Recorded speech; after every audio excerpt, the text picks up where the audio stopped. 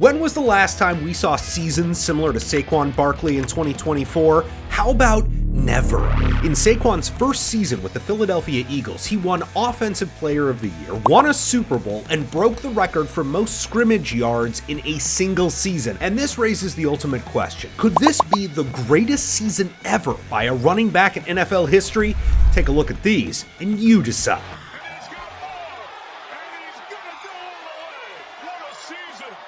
Saquon Barkley is the guy. Slips 2 tackles and picks up the first down. Jumping up in the air to the 30. This kid is special, man. This is... you didn't even think to do that.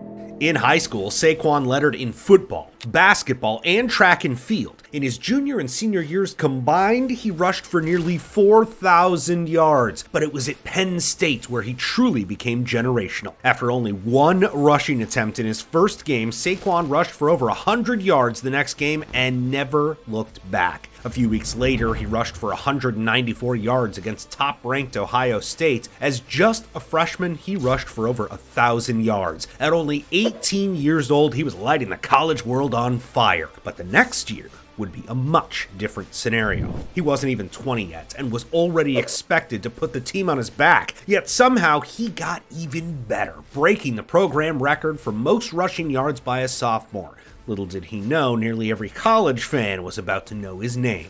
As a junior, he had a season for the ages, surpassing 1,900 scrimmage yards, 23 touchdowns, and even fielding kick returns. Every time Penn State thought he couldn't get any better, he defied all the skeptics. However, his unearthly dominance would eventually become his biggest curse. After his junior season, Saquon declared for the NFL draft and became one of the most highly touted running back prospects in decades. In addition to being freakishly fast, bro had Herculean strength. At the NFL Combine, he did 29 bench presses of 225-pound weights, the most by any running back. It was so impressive that the Cleveland Browns strongly considered making him the first pick overall. Barkley, #1 overall. Teddy. Even Mel Kiper was singing his praises, saying, "Barkley is a once-in-a-lifetime talent. Teams that pass on this young man will be sorry." In the end, Saquon Barkley would be selected 2nd overall by the New York Giants, and he didn't realize it, but this was his biggest challenge yet. During the previous season, the Giants had won just 3 games, plus their offensive line needed work. But with Saquon's generational talent, none of that seemed to matter. In his first NFL game, he torched the Jaguars for a 68-yard touchdown. A week later, he recorded 14 receptions, breaking the Giants' all-time franchise record for most catches in a game. Soon after, he got his first taste of the legendary Eagles-Giants rivalry, only to have his best game yet. With a whopping 229 all-purpose yards, fans wondered if anyone could slow this dude down. After his rookie season finished, Saquon had a season for the ages. With over 2,000 scrimmage yards and the most receptions ever by a rookie running back, he was named Rookie of the Year with ease. Fans expected Saquon would get even better in his second season. His teammates agreed, making him a team captain at only 22 years old. Little did they know, his best season with the Giants was already behind him. See, all it takes is one injury as a running back, and you could get set back years. And in week 3 of the 2019 season, he faced a major scare. He suffered a high ankle sprain, meaning he could miss up to 8 weeks. For most running backs, their season would have been a massive disappointment. But Saquon isn't like most running backs, and 4 weeks later, he returned with a vengeance. He finished his sophomore season with his 2nd straight 1,000-yard season, making him the only running back with the Giants with over 1,000 rushing yards in each of their first 2 seasons. But in 2020, he would face another scare. Only this time, it would be much more than a scare. In week 2, he was facing the Bears when all of a sudden, boom! Before he knew it, he was in excruciating pain being carted off the field. Saquon didn't know it yet, but he just suffered a season-ending knee injury. In his first 3 seasons, he missed a whopping 17 games. But upon return, Saquon's world flipped upside down. See, Saquon was part of an extremely exclusive group, the No-Hater Club. Every time someone doubted him, he made the skeptics look stupid.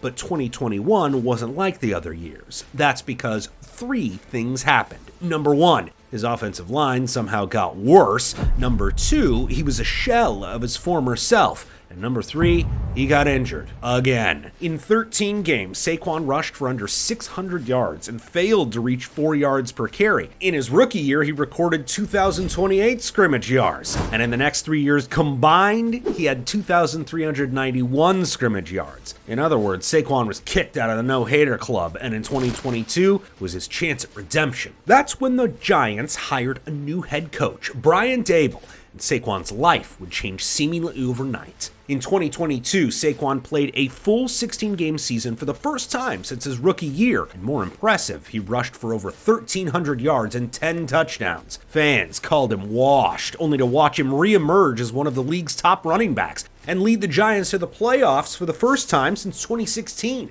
However, in retrospect, that doesn't even compare to what would happen in 2024. But first, it was the 2023 NFL season, a year of mediocrity. While Saquon played almost a full season, he only had 962 rushing yards and failed to reach 1,300 scrimmage yards. But even on a down year, he remained a fan favorite and re-entered the no-hater club. But he was soon about to leave the club forever. In the offseason, he had a huge decision to make. He could either re-sign with the Giants or chase a championship. But it turns out that his team had other plans. The Giants were about to let their best player walk for pennies. After paying that subpar quarterback over $40 million annually, they weren't willing to pay Saquon a third of that. That's when Saquon said, screw it. This man really went from the Giants to their biggest enemy, and afterward, fans were livid. And that's not coming from anyone. That's the Giants' all-time leading rusher, Tiki Barber, who even told Saquon he was dead to Giants fans. Saquon would even contemplate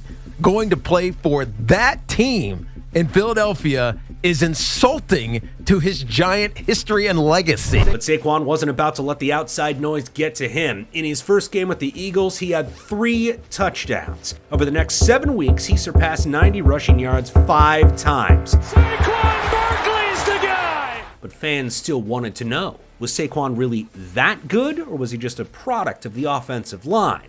With stars like Jordan Mailata, Lane Johnson, and Landon Dickerson, the Eagles' O-line became unstoppable. However, in Week 12, Saquon was about to prove it wasn't just the offensive line. On the fateful day against the Rams, he was about to transform into an MVP frontrunner. His stat line reads as follows. 26 yards, 255 rushing yards, 47 receiving yards, and 2 touchdowns. It was the most rushing yards in a game by a running back in nearly 15 years. That's when he finished the rest of the season on a scorcher. With 5 weeks to go, Saquon already shattered his career high for rushing yards. With nearly 1,400 yards and counting, he wasn't just on pace to be great, he was closing in on Eric Dickerson's single-season rushing record. From Week 12 to Week 16, he added 3 more 100-yard rushing games to his name. He became the first running back in 4 years with 10-plus 100-yard rushing games. And most importantly, 2 weeks remained in the season, and Saquon was within 270 yards of the single-season record.